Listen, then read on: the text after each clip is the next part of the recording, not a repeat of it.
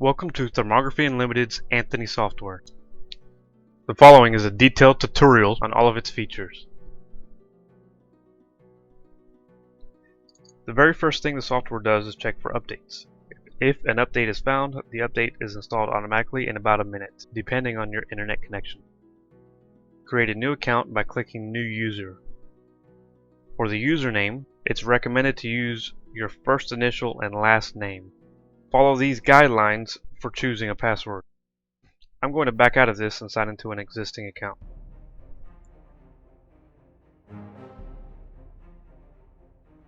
This is your database window. Your database holds all information about your patients.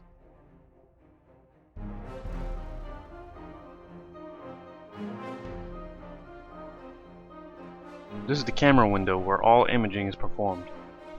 All of the functionality of the software is provided in just these two windows. When you look at it this way, it is much easier to tighten your learning curve. In the top left is patient's name and the date and time the study was initially created. This FPS stands for frames per second, which is the number of images shown per second from your camera. The primary use of this figure is to verify your camera is working within specifications. Meaning, if you have a camera that is supposed to do 9 frames per second, or 9 Hz as Fleur specifies it, this figure should typically read 6 to 9 frames per second when viewing a live image. This temperature value is the temperature at the mouse cursor on the image.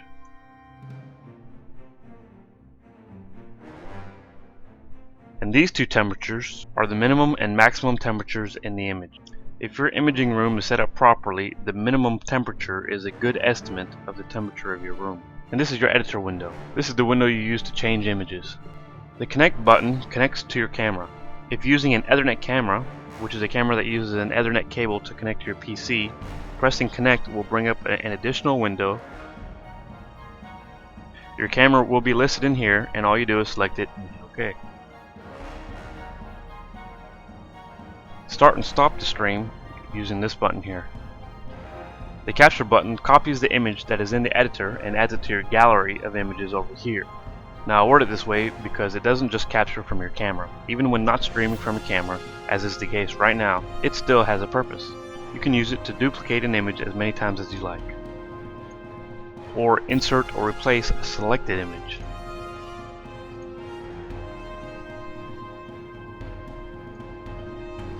Here's where you adjust the palette scales. All you do is click and hold on an arrow, then slide the mouse up and down.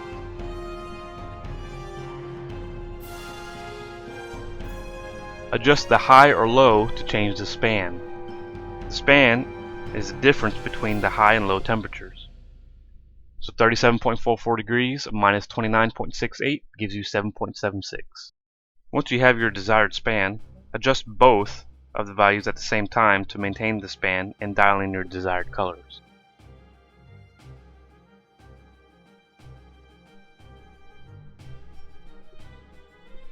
The max checkbox simply changes the high value to whatever your highest temperature is in the image. So if I click this now, this value is going to change to 36.70. The minimum checkbox acts the same for the low temperature. You can use these checkboxes to quickly get the scale producing a visible image. So for instance, if it's far off the chart like it is right now, just clicking those will get it back in range. The max button is particularly useful in aiding you set the colors for clinical thermography, and I'll demonstrate this now. Check the max, then use the low to set your span. Just doing those two steps, you'll find that the image is already set where you want it. If it's not, it's very close, and a small adjustment will finish it off. Here's where you focus your camera. You have the option to use the camera's built-in autofocus feature, or you can manually set the focus using this arrow. These arrows will scroll through the images in your gallery. Here it tells you how many images you have selected. The All button selects every image, and None deselects every image. The Guide button turns the guide on and off. The guide presents the images to you in the order they should be taken, labels the images automatically, suggests the study types that the image should be included, tells you the proper orientation of the camera for the image, and provides detailed instructions for taking the image. When you capture an image, it pauses for a moment so you can verify the image you took and then jumps to the next. If you weren't satisfied with it, hit the back arrow to take it again. Use the forward arrow to skip over images.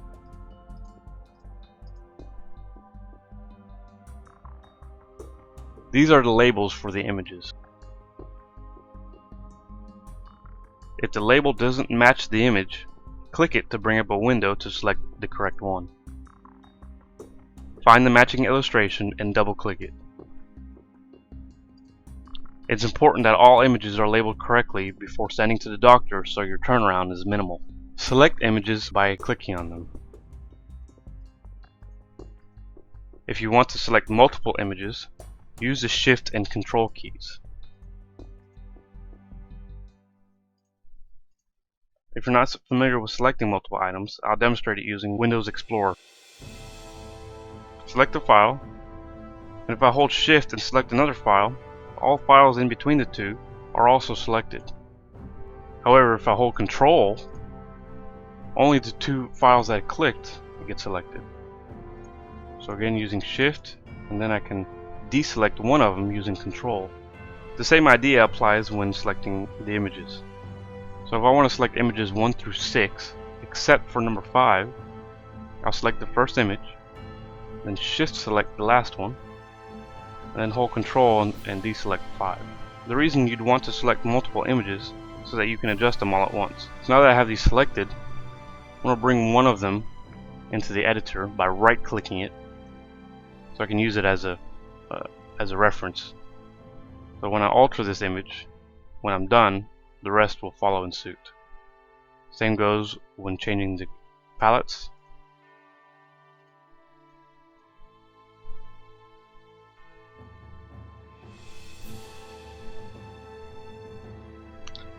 As well as the shade and any other adjustable parameters. I'm going to put these back to where they were.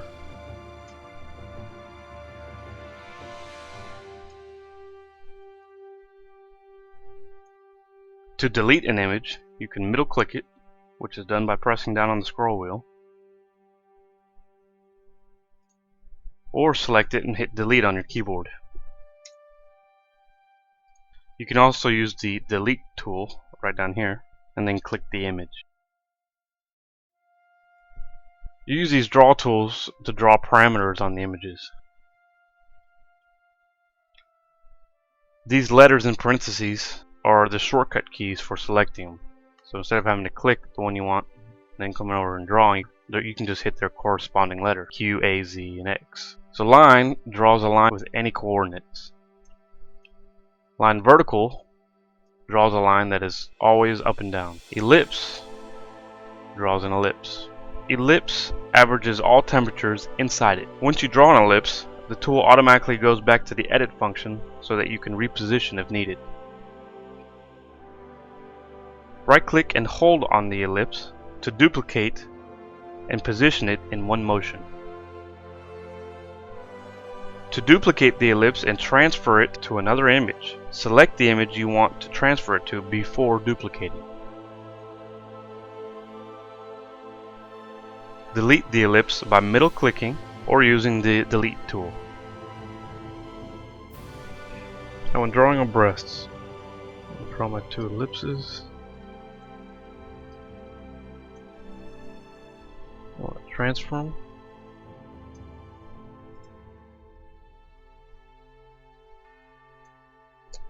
As soon as I do that, it automatically gives me the delta between both breasts. One for the nipple.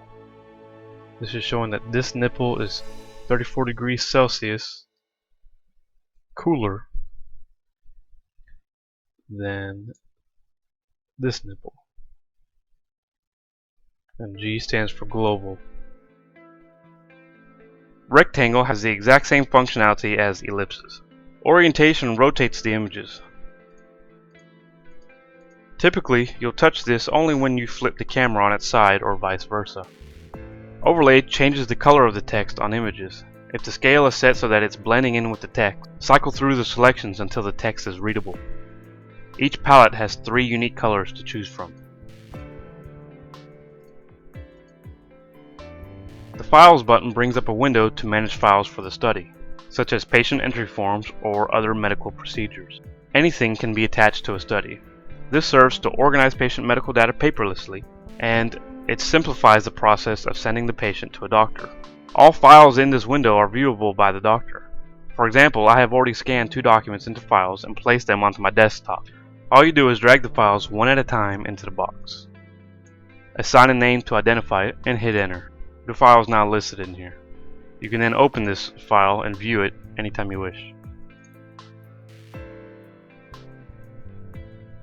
You'll notice that the file gets moved, not copied, because the file is no longer on the desktop. This helps keep everything tidy to avoid stray files with sensitive patient data being left on your computer. If you want to keep a copy on your computer, make the copy before you attach it to the study, which you can do simply by right-clicking on it, hitting copy, and pasting next to it. I'll demonstrate this one more time using Windows Explorer. You'll notice the attach window remains on top.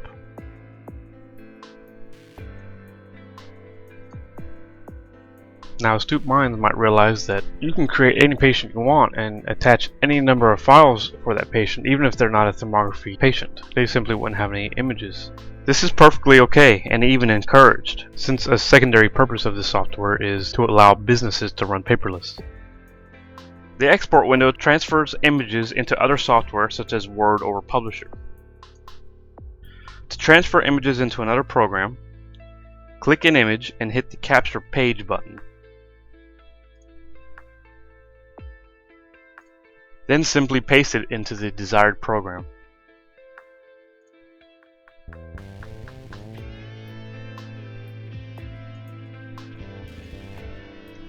To email all the images as an attachment, click Email Images to bring up the email window and select the recipient. A neat trick with this is you can email the images to yourself and open the email with your smartphone. So literally within a few seconds, you can be viewing the images on your phone and taking them with you. This export window is also a handy way to see all your images at once, and you can also relabel the images in here by right-clicking them. See, as I hover over the images, their label is right down here. I want to change the label, right-click it, brings up that same window again. Double-click. The Viewer button opens a second window that replicates the Editor window. This way you can drag this window onto a separate display for presentations. The viewer can be made any size. Anything that's displayed on the main editor window shows in the viewer.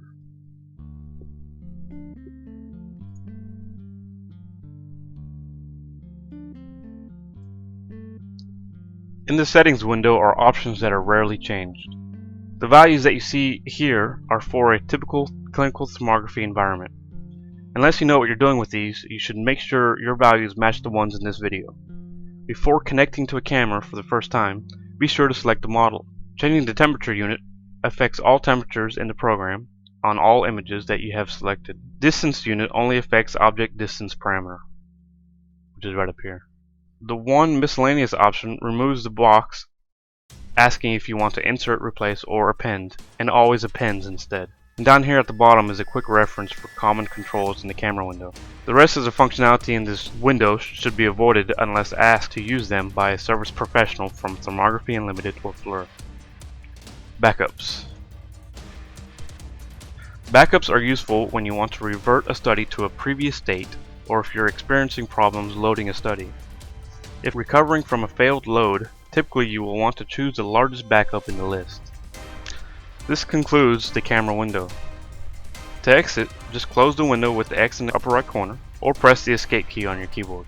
Studies are always saved and uploaded automatically every time this window is closed, so there is never any worry about whether you remember to save or not. This is your database window. To the left you'll find a list of your patients, which these patients are made up, obviously, and have a name of 1313. There are several ways to search through your patients with this search panel. Pending reports is a list of all patients that have a study sent to a doctor but doesn't have a report returned yet. Latest reports is a list of all patients with reports completed with the most recent at the top. Unsent studies is a list of patients with studies that have not been sent to a doctor and listed in alphabetical order. Consult needed is a user-created list. You toggle patients in and out of this list by changing consult needed right down here. And I will get to that in just a moment. Consults needed is completely optional to use. And finally, the custom search field.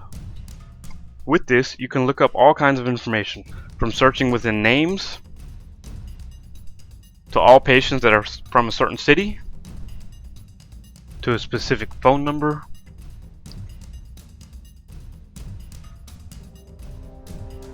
and email address. You can even search what patients were sent to a specific doctor, or list patients from a specific referrer. Want to list all patients that received a women's health screening? Just type in women's health screening. You can also search all studies on a specific date by entering the 2-digit month, 2-digit day, and 4-digit year. And if you notice with all these searches, such as this one, we're searching for April 11th of 2011, what it does is it lists the patient, and with each patient you get every session that came with it. But as long as this patient had a study on 4/11/2011, that's why the patient shows up. Then if you add a second date, it lists all studies in that date range. You must separate the two dates with a space. It doesn't matter which order you put the dates. You can, in this example, I could put 5/30/2011 first and 4/11 afterwards, and it would still work the same. Now, if ever you're searching for dates and nothing pops up whatsoever, when it should, I'll give you an example. Nothing's showing up because there aren't 31 days in April. So just be aware of that. If you enter an invalid date, it won't work. Beneath the patient list are buttons to delete patients and create new ones. Should you delete a patient by accident, do not worry. The information is retained on the servers for at least a month afterwards. If you need a deleted study or patient restored, our tech support can recover all information needed within minutes. Entering a new patient requires a first, middle initial, and last name. In this center column are existing studies for the selected patient. Study info is populated with information from the selected study. Doctor tells us what doctor did the report and is set automatically when you send the study to a doctor. If it hasn't been sent to a doctor yet, it says not sent. Referred by is who sent you this patient. Type is the study type. Fee is the amount the patient was charged. Report available tells us if the doctor has completed the report for this study. This attribute changes to yes automatically once it is completed. Consult needed is your custom list, which you can just change by yes or no. So if you switch it to a yes, when you search for patients that need to consult, this patient will show up in this list. Images is the number of images in the study and is set automatically. Drawings is the number of ellipses, rectangles, and all other parameters that have been drawn on images in the study. This tells you if the study has been worked on or prepped for reporting without having to open the study to look at it. Attached files is the number of files that were added to the study. This is set automatically. Recall interval is the interval in months that is set initially by the doctor after completing the report. Recall sent tells you if the software has successfully sent out a recall. Some of these attributes can be changed at any time by clicking in this area. This window contains all the attributes you can change. Study type, recall interval, referred by, the fee, and consult needed. You'll notice that in this case the recall interval is grayed out and not selectable. This happens when the report is not available yet. There are 6 buttons for managing studies. New study starts a new study. Open study opens an existing study. Delete study will delete a study. Send a doctor will send a study to a doctor. Opens up a list of doctors. You'll select your doctor and hit send.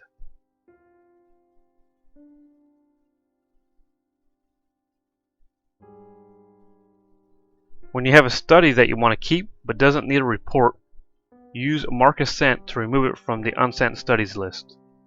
So we'll go to Unsent Studies. I have a few here. I don't want to send it to a doctor, but I also want to remove it from this list for better organization. So I'll just mark it as sent.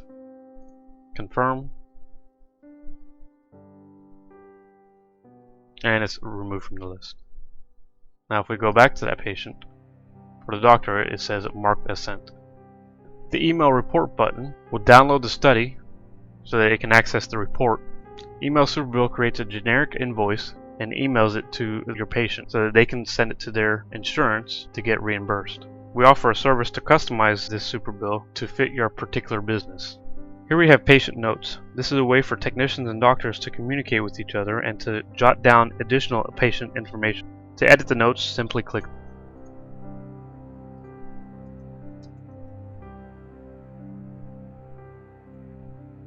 In the bottom right is the patient's personal information. Just like the study information, click in the area to edit. The refresh database is useful for any situation that would require you to sign out and sign back in.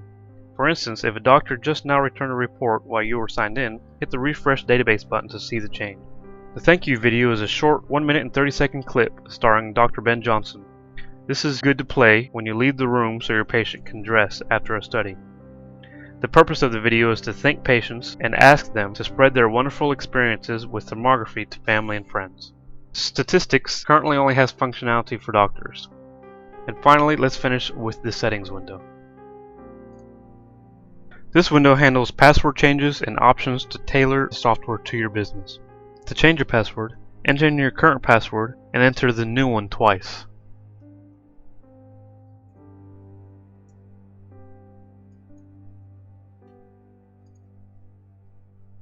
Once you have two greens on the side here, the change will finalize once you close this window. This minimal tells you the strength of the password you've chosen. Your business and personal information goes here. All information in these fields are used somewhere in the program, so you want to enter the information the same way you want it presented. For example, all of this business information is used in the Superbill. Personal information is used on patient reports and in emails as you see fit, which I will get to in a moment. Here's where you add people to your email list, such as referring clinics or doctors. Options to add, edit, and delete are at the bottom. The user email is the address used by the software to send out all reports, recalls, and superbills. So it's a good idea to create a new email address specifically for the software. That way it's easy to monitor the emails that go out and any responses to those emails. In order for the program to use the address, it must know the password to it. And finally, this is where you customize the contents of each type of email. You have the subject line and body. You only have to set these up once. The emails will automatically conform to each individual basis with the use of these placeholders, which are the words wrapped in less than and greater than symbols, such as right here with business name. When you send out a report, business name is replaced with the name you put in the business name field over here. All of these fields can be used as placeholders in emails. Here is a complete list of all possible placeholders. When you are finished in this window, simply close it. All information is saved automatically. That wraps up this tutorial. For questions or comments, email me directly at ika28@gmail.com.